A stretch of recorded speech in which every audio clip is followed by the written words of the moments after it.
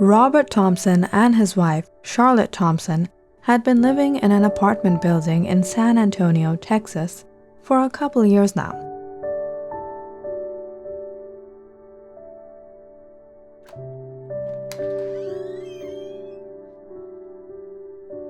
They had been married for about 20 years.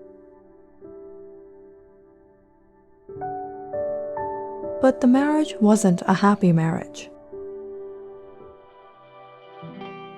Robert had always tried his best to keep the relationship alive. Charlotte was a rather temperamental woman. She behaved as if she never wanted life to be the way it was. She constantly complained about everything to Robert. But there was one thing, and only one thing, that both Mr. and Mrs. Thompson agreed on most of the time. But they did react differently to the situation. It was a group of youngsters who lived right on top of them in the apartment building. They often hosted parties, and the apartment would be crowded with youngsters who went to college. "Dylan, did you get the drinks ready?" Yeah, I'm getting them." "Is everyone having fun? Are you guys enjoying yourselves? Come on everyone, let's keep this party going."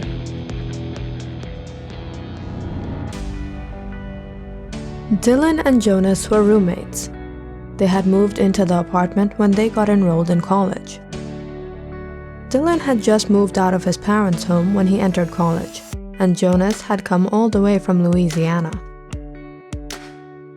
Jonas had first met Dylan at the college campus. They had a few common classes together, and soon the two became the best of friends. Dylan and Jonas were two guys that loved to party. They were quite popular at the college they went to, and they would oftentimes host parties at their apartment. The apartment was quite small, but somehow Dylan and Jonas would manage to invite a whole crowd of friends all together. But things didn't always turn out so great as they would plan. Because the tenant that lived right beneath them would sometimes call the cops, and Dylan and Jonas would have to call off the party.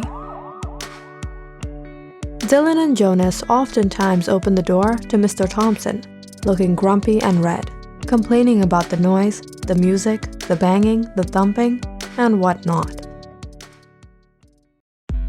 "What kind of music is this? The walls are shaking already. What do these kids listen to?" "Back in the days, we used to listen to real music. You couldn't even rent a good place to stay, Bob." Charlotte folded her arms and banged on the floor. "Charlotte, just let it be. They'll all go to sleep in a few hours. Then there'll be calm and quiet." "No, call the police. I can't bear this nonsense anymore." "All right, let us see. If this goes on for too long, then I'll think about it."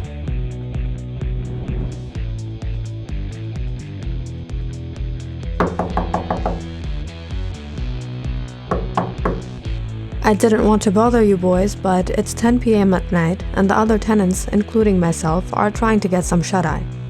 "That's great, Mr. Thompson. Don't let the bedbugs bite." "No, I was here to say to keep it down a bit." Robert and Charlotte had gotten married when they were in college, and things were fine for the first few years. Robert had always known that Charlotte had a few issues with her temper. Over the days of being together, Charlotte had started to regret their marriage, and she ended up constantly fighting with Robert on every simple matter. Robert had always hoped to make his marriage last, and he always tried to keep calm every time Charlotte would overreact. "Charlotte, let's go somewhere. Let's have dinner together outside. Why don't you wear something nice?" "Something nice? Do you ever take me somewhere that is nice? You've never taken me anywhere. You say big things, but when the time comes, you sit at home like a lazy bum." "Charlotte, did I not just tell you let's go out?" "Oh, please, don't try to be the victim now. Tell me, where do you want me to take you?" "Oh, now the pressure is on me? Now it's my responsibility to decide?"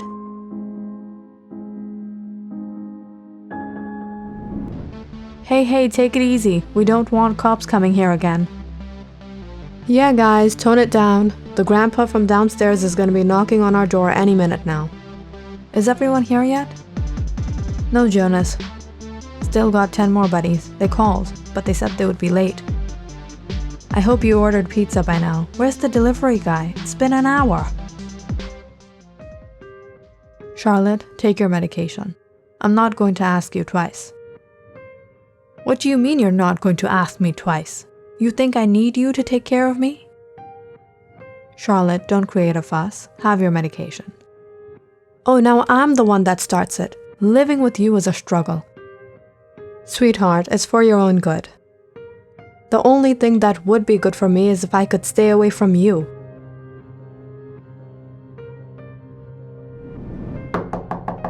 Wait, you guys, calm down. Jonas, turn down the music. Someone is at the door. Mr. Thompson, what brings you here?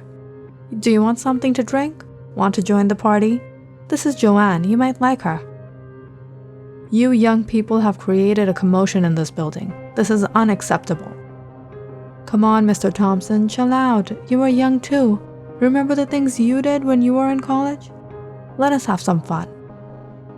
You've become a nuisance for all of your neighbors. Keep it down, otherwise I'll be left with no choice but to call the police.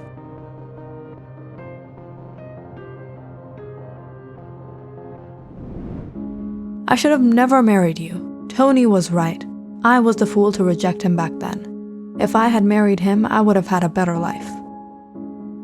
What are you saying, Charlotte? Have you forgotten all the good times we had? How can you say this after so many years? I'm sick of you, Bob. I'd rather go and sit idle at my father's home than to live with you. Tell me, Charlotte, what is it you want me to change? Don't I do everything for you? How much more do you want me to sacrifice for you, Charlotte? It was a hot week in July, when Charlotte suddenly fell very ill.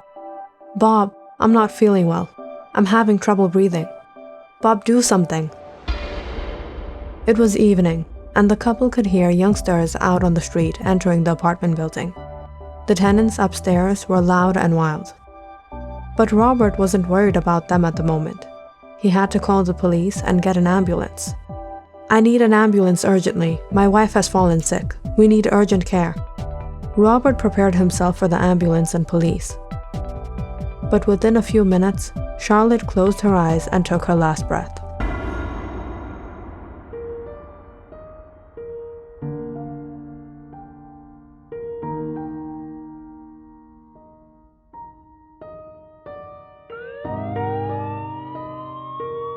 Robert could hear sirens from the street outside. The police and paramedics were here. That was when Robert suddenly received a call. When he picked up, the voice on the other end spoke. The voice said, "I know what you have done. Confess and plead guilty. Otherwise, I'll reveal everything to the cops." Robert was thundered. "What are you talking about? Who is this?" "I knew what you were up to, and the police will be at your door any minute now. You will be exposed." "What nonsense!" "Robert Thompson, it would be wiser if you'd give up the act and surrender. Otherwise, you will pay the consequences."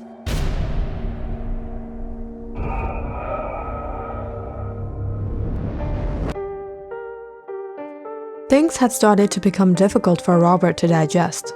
He was tired of having to take care of Charlotte. She was always sick. She was always grumpy. Whenever Robert tried to lighten the mood, she would nag and ruin everything. Robert was becoming impatient after long years of tolerating his wife. Robert had enough. He decided he didn't want to be with his wife anymore. "Sweetheart, it's time for your medication." He planned to get rid of her, and every episode of conflicts would drive him further towards his motive. Robert was a cunning man. He wasn't going to do something that would get him caught and sent to jail to suffer for the rest of his life. "My love, let me get your medicine." He was suffering at the moment with an ungrateful, disrespectful woman that he thought he once loved. He had to get things done unnoticeably. Taking her to a remote place and suddenly making her disappear would be all too eye-catching, and he would be the first person people would point fingers at. "Charlotte, honey, have your medication." He would have to be patient. But every second would be worth the satisfaction of not having to live with Charlotte anymore.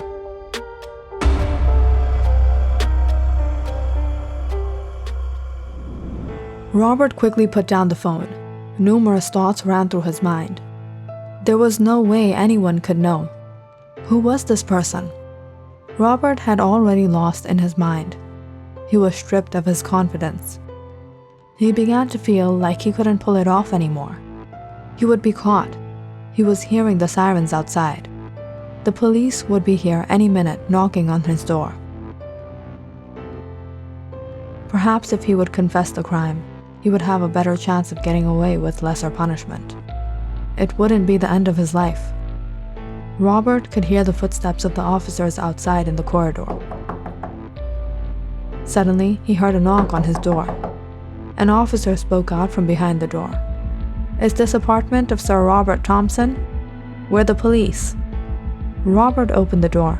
He brought in the police accompanied with the paramedic team, who examined the body of his wife. "I'm so sorry for your loss, Mr. Robert Thompson. Your wife has passed away." Robert was anxious. He walked over to the police officer.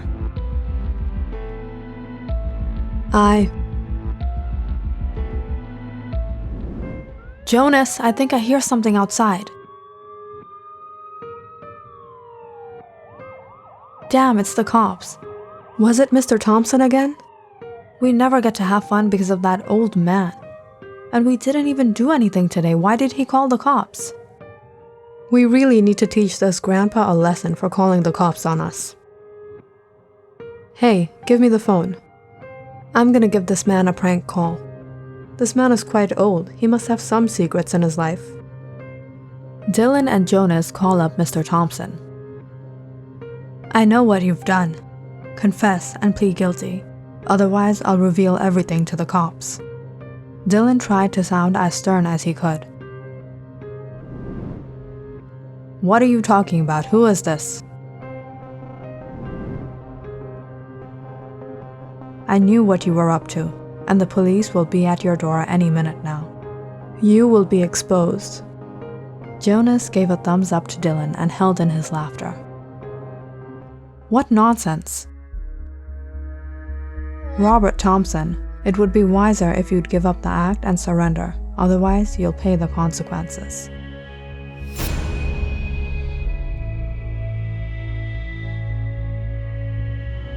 The two started laughing.